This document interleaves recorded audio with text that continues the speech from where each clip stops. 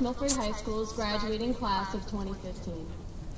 I'm here today to speak because I'm second in this class, so I'm a salutatorian, as Mr. Hessler said, which in Latin probably means the first loser.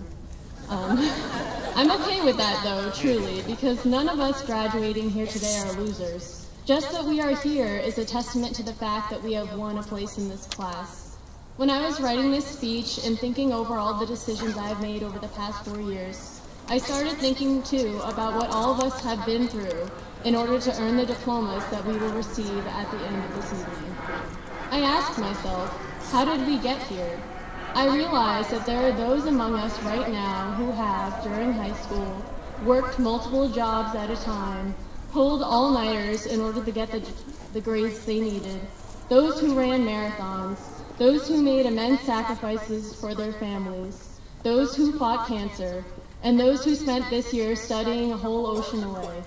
All of us, every member of this graduating class, have fought hard battles of some kind, and we have won. In other words, we all have a story, unique and worthy of telling. This is really interesting to me, given that I see storytelling as a way of understanding our lives as ones worth living. In the words of author Philip Pullman, after nourishment, shelter, and companionship, the things we need most in this world are stories, sometimes even before facts. To get through monotony and hardships, we crave heroism, adventure, even conflict, and then conflict resolution. All these plot structures, we live them, and in the words of author Madeline L'Engle, we need them to be more alive, more human, more courageous, and more loving. We are the heroes of our own stories, although that fact can be easily forgotten, given how easy it is to still feel small. Sometimes we feel like supporting characters, like all the dialogue and details have already been written for us. The reason I bring this up is because all of us as a class share certain fixed circumstances which frame how we talk when we talk about ourselves, the most obvious one being setting. From a reader's point of view, the setting of West Milford is actually a really opportune one. It's picturesque, historied, yet tucked away just enough to still have its secrets. As adolescents, though, any small town probably isn't what we imagine when we think of adventure, at least the kind we know from the stories we love and the art that we imitate. But maybe not living in a loud city is what has made us better than everyone else at finding the right words and using them to transport us to new places. Even when we were younger, we believed in Harry Potter because maybe we wanted to find magic in our lives too. We read The Fault in Our Stars because maybe we wanted to understand how great love can hurt people so much and still be worth it, beautiful. And we read The Scarlet Letter, and I'm pretty sure we only did that to pass sophomore year English, but there's probably a moral in there too. My point is that this whole year we were anxious to leave, and West Milford may have seemed too familiar a setting to be planning the next chapter of our life in. Nonetheless, it has taught us the art of storytelling, an art which some have called the most important method of putting our ideas into this big world that surrounds us. Besides, no matter where you are or what you'll be doing come the fall, who else but you will tell the story of a town that has a festival for a traffic light? Who else but you will tell the story of a high school where a fish tank caught on fire?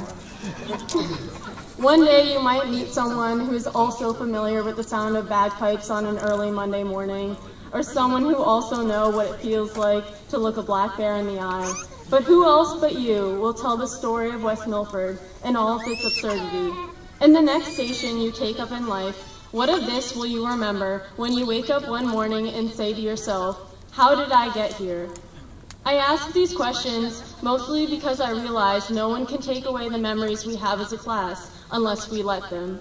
No one has the same exact ones that we do, which makes us all storytellers in our own right.